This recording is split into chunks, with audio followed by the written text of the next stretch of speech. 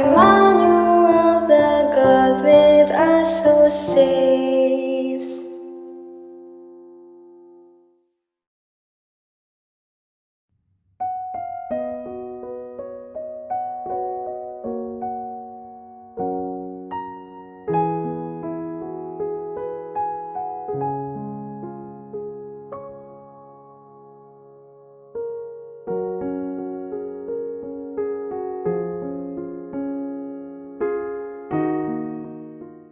Peace and blessings! In the name of the Father, the Son, and the Holy Spirit. Amen. Glory be to the Father, and to the Son, and to the Holy Spirit. As it was in the beginning, is now, and will be forever. Amen. In the name of the Father, and of the Son, and the Holy Spirit. Amen. So muli, we welcome you all mga kapatid to this third episode of our Adult Catechism program na pinamagatang Enriching the Faith! Sa episode po natin ngayon, ang tatalakayin po natin ay ang revelation of God in the Bible or ang pagpapahayag ng Diyos sa Biblia. Dito po siguro ay pwede nating tanungin, ano ba ang kabuluhan ng Biblia sa ating buhay? Alam po natin na bawat isa sa mga malalaking relihiyon sa mundo ay merong mga tinatawag, may mga banal na teksto or kasulatan. Para sa mga Hindus, they have the Vedas. Para sa mga Muslims, they have the Quran. Para sa mga Jews or mga Hudyo, they have the Torah. At para sa ating mga Katoliko, meron tayong, o mga Kristiyano, we have the Bible. Kaya lang, sa kasalukuyang panahon, maraming nagsasabing nabautismohan sila or pinoproclaim nila na sila ay Kristiyano, pero hindi pa nila masyadong maunawaan kung ano ang kabuluhan talaga ng Biblia sa kanilang buhay. Kung paano nagpapahayag ang Diyos sa Biblia. So, sabi nga natin, sa isang kasabihan, hindi natin pwedeng mahalin. We cannot love a person whom we do not know. So, in order to love a person, inalam mo muna kung sino siya. Yes, tama. So, kailangan, we need to, this is the importance of knowing what the Bible is. Ano ba, paano nagpapahayag ang Diyos sa Biblia? Naniniwala po ako na siguro, na pagtatanungin natin ng mga mas nakararaming Kristiyano, marami to sa kanila, ay tanungin mo kung anong libro, anong klaseng libro ang Biblia. Marami sa kanila ang magsasabi na ang Biblia ay isang banal na aklat or ito ay salita ng Diyos. The Bible is the Word of God. Pero, ano ba ibig sabihin ng the Bible is the Word of God? So, pag kinonsider po natin yung is, kasi dito sa statement na to, the Bible is the Word of God, you have to consider both the is and the is not.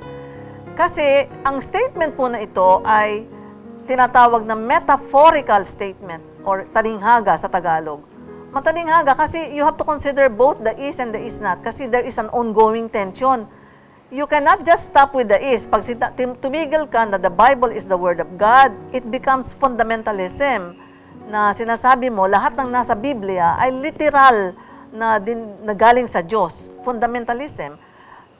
Ngayon, pag sinabi mo namang ang Biblia ay hindi salita ng Diyos, wala na tayong pag-uusapan kasi it becomes just like any other books.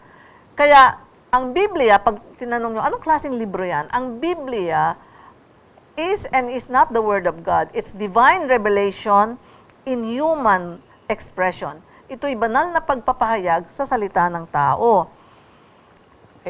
Sister Edna, sinisimulan din naman natin yung diskusyon tungkol sa Biblia. Magandang malaman muna ng ating mga kasama, ng ating mga kapatid. Saan ba nanggaling yung salitang Biblia? Nakalagay ba yan mismo sa Bible, sa scriptures mismo? Ang Diyos pa mismo ang nagsabi, tatawagan nyo itong Biblia. Tamang-tama po, akmang-akma, kasi ito po yung Biblia. Sa isang libro, napakarami pong individual books inside the Bible. Pero Para siyang library, sister. Library of books. Tama, Father. Okay. Tama. It's a library of books. Yung po bang salitang Biblia, the word Bible, can you find that in the Old Testament or in the Bible itself? Ang sagot po dito, hindi.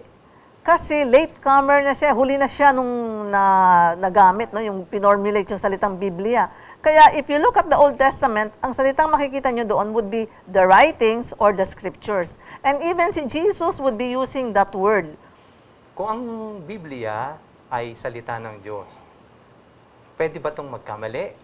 May makikita ba tayong mga mali dito o contradictions na kung minsan, ito na sinabi ng Biblia, pas may sinabi pa sa isa na hindi akma doon sa unang sinabi. Is the Bible inerrant or free from errors? Even if you look at the book of Genesis alone, sa Genesis 7 and Genesis 6, tatanungin nyo, ilang pares ba ng hayop ang sinabi na dalhin ni Noah sa arko? If you look at Genesis 6, 19, 20, ang nakalagay, isang pares ng bawat hayop. Pero if you go to Genesis 7, verse 2, nakalagay, 7 pares of every clean animals. So ito ay clear na contradiction. Hindi siya pareho, when in fact you talk of the same book, Genesis. So ito yung sinasabi ni Father, na may hindi pagkakapareho or contradiction.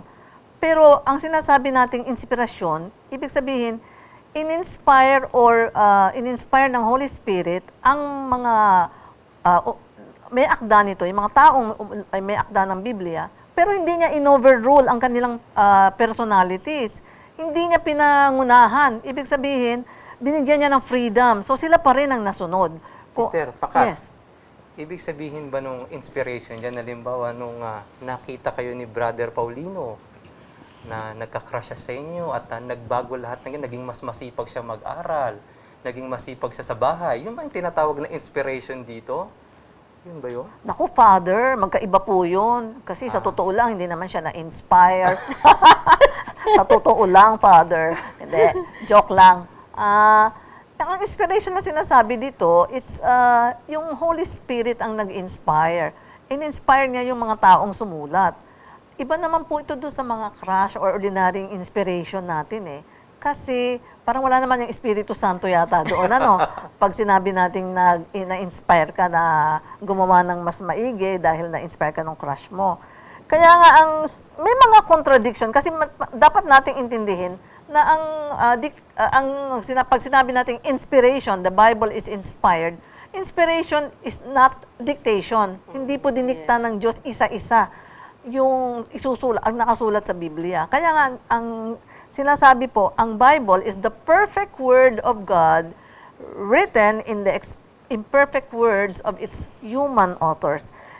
So sa Tagalog po, ang Biblia ay ang perpektong salita ng Diyos na ipinahayag sa imperpektong salita ng mga taong lumikha nito. So, Sister Edna and Father Jovit, so it means that God considered yung time noon ng mga writers, yung culture nila, and the history. Kaya I heard from a professor in scriptures that you cannot just interpret the Bible literally. It has to be interpreted with the aid of history. Tama po ba? Yes. Oo, yes, Sister Paz. Pupunta po tayo dyan, pero At idadagdag ko rin po, yes. Sister Edna, hindi po ibig sabihin ng inspired pinasok po ng Diyos ang katawan ng tao, tapos na-possess. Wala pong Na-possess, possession na oo. nangyayari. Kasi po, iginagalang ng Diyos ang history po, ang kultura ng bawat tao, pati po ang freedom ng tao para magsulat. At lahat po yan ay kasama po sa pagsulat ng inspired writer po na yon. At ang banal na spirito po talaga ang nagmumove para po maisulat kung ano po yung tamang mensahe para po sa atin. yes, Father. Agree po ako dyan, Father. Tama. Ngayon po, Sister Edna, pwede ko bang itatanong ko po sa inyo, ano po ba ang pagkakaiba o pagkakapareho ng Catholic and Protestant Bible? O ito po, Catholic Bible, nasa harap natin. Actually, kung titingnan natin, ang Katoliko at saka ang Protestanting Biblia, nagkakapareho sila pagdating sa New Testament. They both have the same 27 books, no, sa New Testament, sa Lumang Tipan. Pero sa Old Testament, dito nagkakaroon ng difference. Kasi sa Protestant Bible, merong 7 libro na hindi nila isinama. Kasi they call this apocryphal books. Kasi ang sabi nila, hindi raw inspired. Sabi nila, ano daw to, may hidden or secret meanings. Pero kaya tinawag nila apocryphal. So, pero ang apocryphal books po na to na tinatawag sa protestante, ang tawag naman po sa ating mga Katoliko ay ang 7 libro na to ay deuterocanonical. Ibig sabihin po, ito yung second list of inspired books. So, hindi po ibig sabihin na hindi siya inspired. Okay? Actually, mas mahaba pang discussion yan Paano nangyaring ganon? Pero, sige. So, Sister Edna, and Father Jobit, ang 7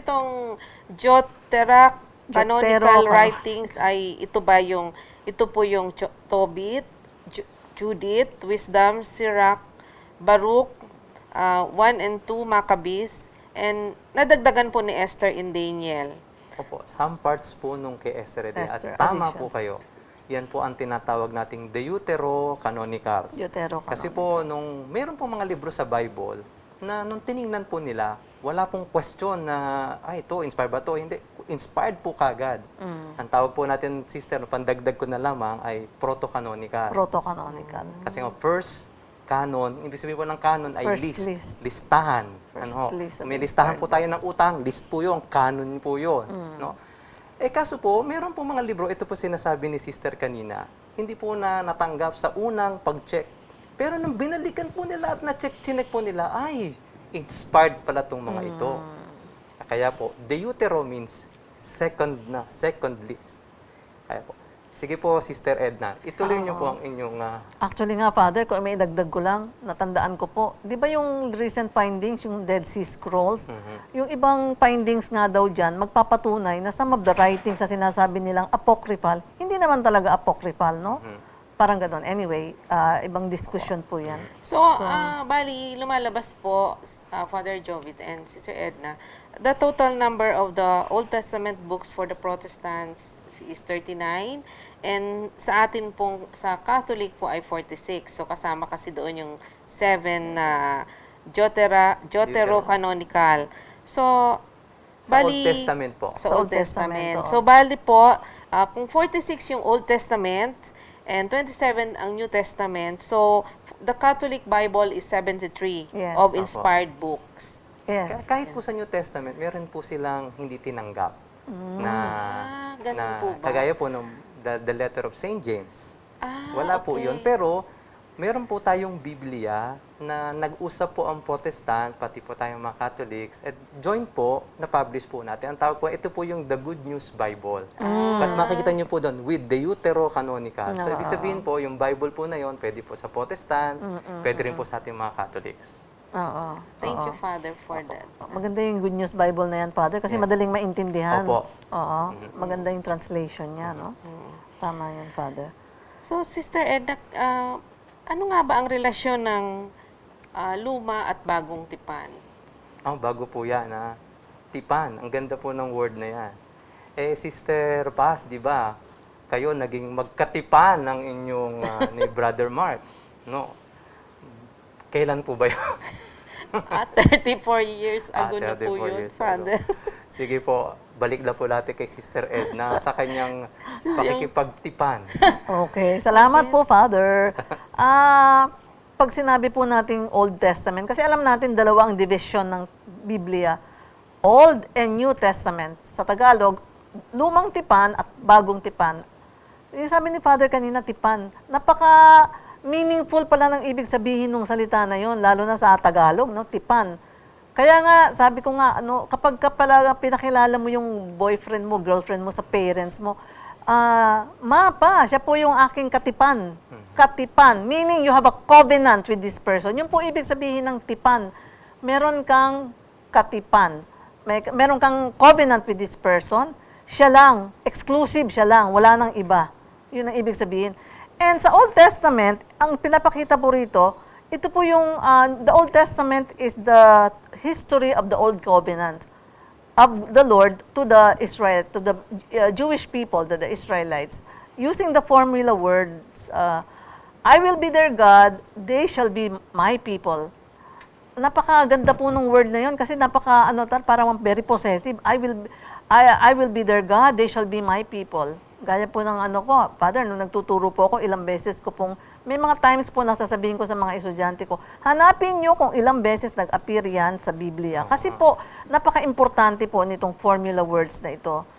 Ang bagong tipan naman po,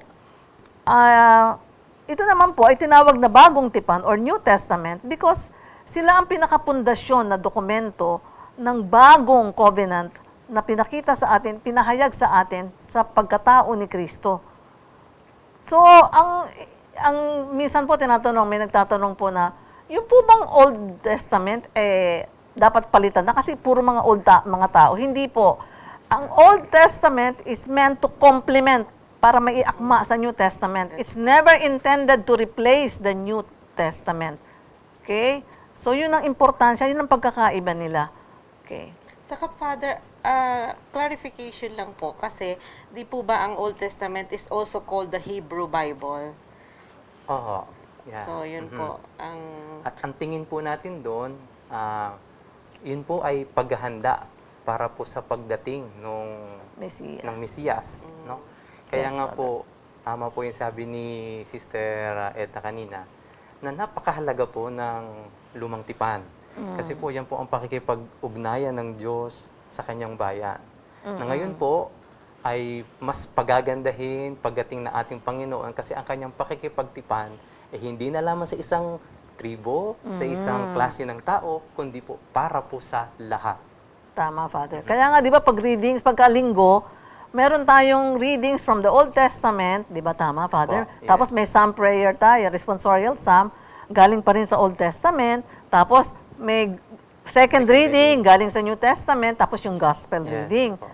So lahat ng yan magkakaugnay, di ba? Kaya ang ganda-ganda pag pinag-aaralan, hindi lang bastang nagsimba ka, na hindi mo naintindihan kung anong sinabi. Tama, Opo, Father, no? galing po. Opo. ngayon ito naman yung ating how do we interpret the Bible, 'di ba? Merong dalawang klase, merong dalawang paraan kung paano ini-interpret ang Bible. So, yun yung sinasabing fundamentalism, yung literal na pag-interpret ng Bible. Masyadong yung extreme yon. Tapos yung methodological naman, yung which belongs to parang ano siya, yung reduces the Bible to a fairy tale. So, parang ano na lang, ganon. So, between these two extremes, we find many methodologies. Could you further explain po yun, Sister Edna? Actually, Sister Paz, before I explain you, napakaganda. Ito po, usually dito nagkakaroon ng diskusyon sa interpretasyon ng Biblia. Paano ba i-interpret ang Biblia? Kaya nga sabi ni Sister Paz kanina, dalawang extreme approach. Isa yung fundamentalist approach na sabi niya, ito nga yung literal, extreme right. Ito namang isa, mythological approach, extreme left naman. Between these two, sa pagitan ng dalawang ito, meron tayong tinatawag na diachronic and synchronic. Pasensya na po kayo, medyo technical po siguro yung term. Ibig lang pong sabihin ng diachronic, concern siya sa historicity, sa historical development ng text. I-compare mo naman dun sa synchronic. Ang synchronic po, concern lang siya dun sa text itself, yung teksto na yan. Wala siyang pakialam sa nangyari sa nakaraan. Parang ganon. Yun po ang pinaka-main na pinagkaiba nila. Para po higit nating maintindihan ito, siguro po, ikumpara natin. When you talk about biblical interpretation, meron pong tatlong mundo yan. Yung Bible po kasi, so hindi naman, tandaan po natin, ang Biblia po, hindi yan dumating sa atin na parang magic, nagjajajan, ayan na, andyan na siya. Sinabi ng Diyos, salita ng Diyos, eto na yung Biblia. Hindi po. Ang Biblia, so, ito po yung Biblia na nababasa natin ngayon, tatlong mundo po ang nakakasakop dito sa Biblia. Ang nauuna po would be the world of the sender, the world of the author, no? The world of the sender and then the world of the reader or the receiver.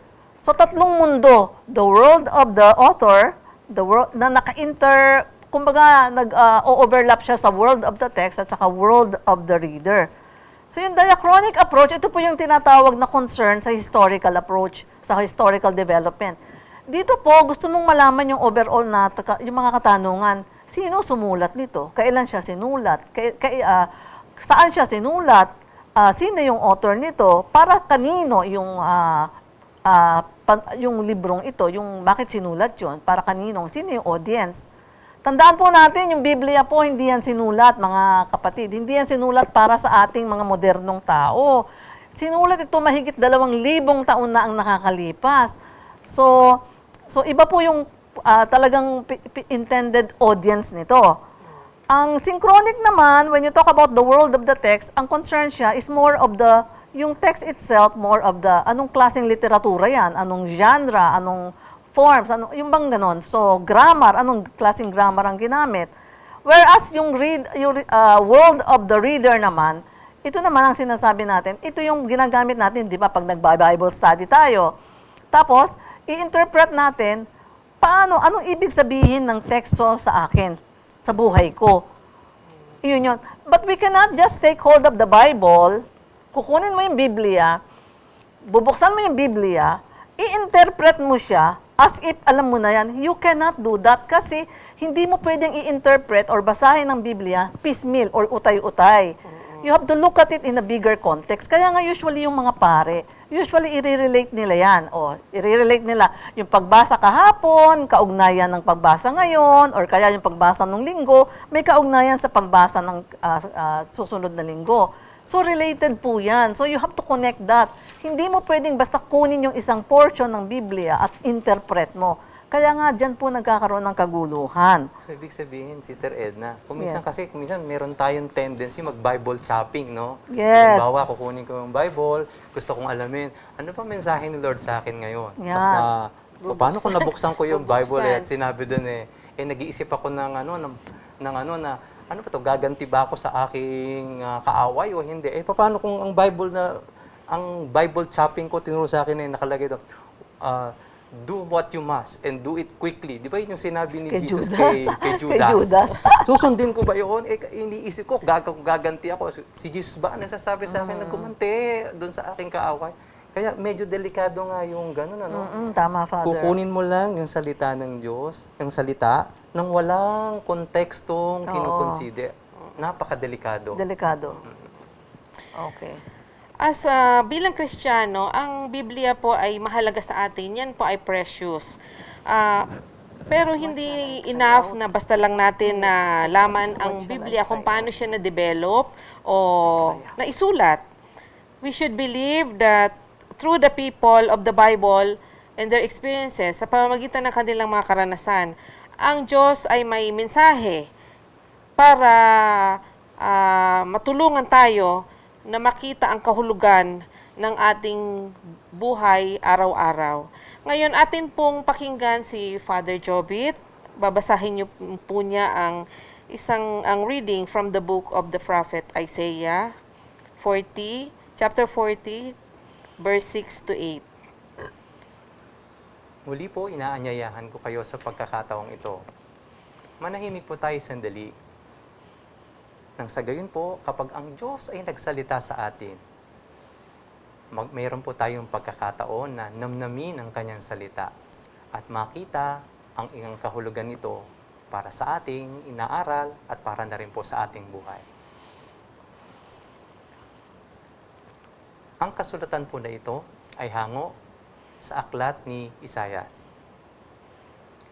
A voices cry out, and I said, what shall I cry out? All people are grass. Their constancy is like the flower of the field. The grass withers, the flower fades, but the word of God will stand forever.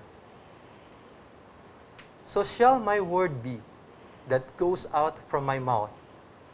It shall not return to me empty, but it shall accomplish that which I purpose and succeed in the things for which I sent it.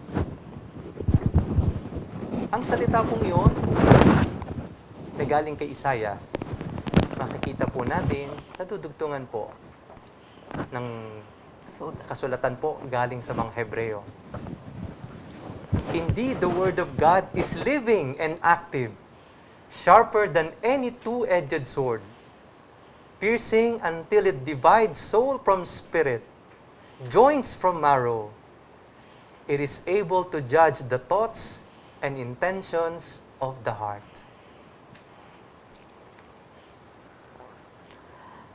Napakaganda po ng binasa ni Father Jobet, no? Sa libro po ni Isaiah, the book of the prophet Isaiah, sinasabi po rito, yung Bible po na, yung teksto po na to, it challenges us, no? Inspires and transforms those who actively listen and accept it in their heart. Ibig sabihin, kung tinatanggap natin ng buong puso itong mga salita ng Diyos, magkakaroon tayo ng inspirasyon at mababago din tayo dahil sa salita na yan ng Diyos. At the same time, napakaganda po ng nakalagay na it will not return to me empty. Yung salita daw ng Diyos, kung ano yung purpose noon, kung bakit niya binigay yon, may mangyayari doon kung papaano niya, anong yung intention ng Diyos doon. Hindi babalik sa kanya ng empty, na nawala, no? Na walang nangyari. Doon din po sa sulat sa mga taga-Hebreo, ang ganda rin po ng sulat kasi po ang sabi diyan, the word of God is living and active, sharper than any two-edged sword. So, dito po ipinapahiwatig sa atin na wala po tayong maitatago sa Diyos. Lahat po alam ng Diyos, lahat ng intensyon natin, alam ng Diyos, no? At alam niya na judge niya o na alam niya kung ano yung nasa isipan natin, kung ano ang intensyon ng puso natin. So, napaka-importante po ng mensahe na nakukuha natin sa pagbabasa ng salita ng Diyos. At the same time, just short, some points lang po. Ang Biblia is a library of books. Maraming libro sa isang libro. It's a literary book with different literary forms, iba-ibang literatura na at ang salita ng Diyos, ang Biblia ay salita ng Diyos, pero ito po ay isang talinghagang salita na hindi natin dapat i-consider na literal. And lastly po, ang Biblia ay inspired, pero sabi natin, ang inspiration is not to be understood as dictation. Paulit-ulit po namin sinasabi, kasi dapat i-consider natin yung taong sumulat. So the Bible is the perfect word of God expressed in the imperfect word of its authors, human authors. So, meron po ba kayong idadagdag pa, Father, Sister Paz, bago tayo magtapos? Pakinggan natin po sumama po tayo kay Father Jobit na mananalangin po ngayon. Para sa akin po ay, thank you po, Sister Paz, Sister Ed. Ang sa akin na lamang po, napakaganda kasi ng ating pagdinilay o reflection ngayong araw na ito. Ang tungkol po sa salita ng Diyos. Ang pagkapahayag ng Diyos na ating po nararamdaman, nakikita sa kanyang salita sa Biblia. Sana po marami po tayong aral na napulot para po maliwanagan ang ating isipan at mas maging maganda po ang ating pagtingin at pag-estima sa kanyang salita na nasa Biblia. Bilang panghuli po, inaanyayahan ko kayong manahimik para sa panghuling panalangin. Napakaganda po na matatapos natin ang ating pagdinilay sa pakikipag-usap sa Diyos, sa ating mga natutunan, nang sa gayon po, mabigyan ng liwanag ang ating mga iniisip para po sa ating buhay.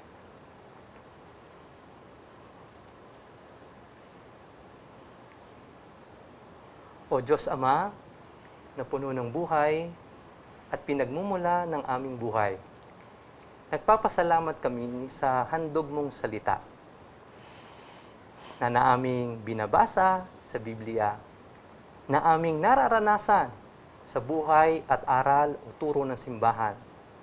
Maraming salamat po. Ito po sana'y magsilbing gabay namin para lumapit sa iyo at magsilbi rin pong aming gabay para mahila, madala namin ang aming mga kapwa palapit sa iyo.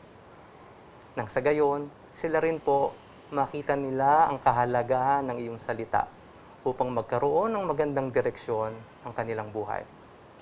Lahat po ng ito ay aming hinihiling sa pamamagitan ni Jesucristo na iyong salita at aming Panginoon, kasama ng banal na Espiritu, magpasawalang hanggan. Amen. Sumainyo ang Panginoon At At sumayo rin. at pagpalaing kayong lahat ng makapangyarihang Diyos, Ama at Anak at Espiritu Santo. Amen. Amen. Muli po ay nagpapasalamat kami sa inyo sa pagsama ninyo sa amin sa isa na namang episode ng Adult Catechesis Program na inihahandog ng ETVN na pinamagatang Enriching the Faith!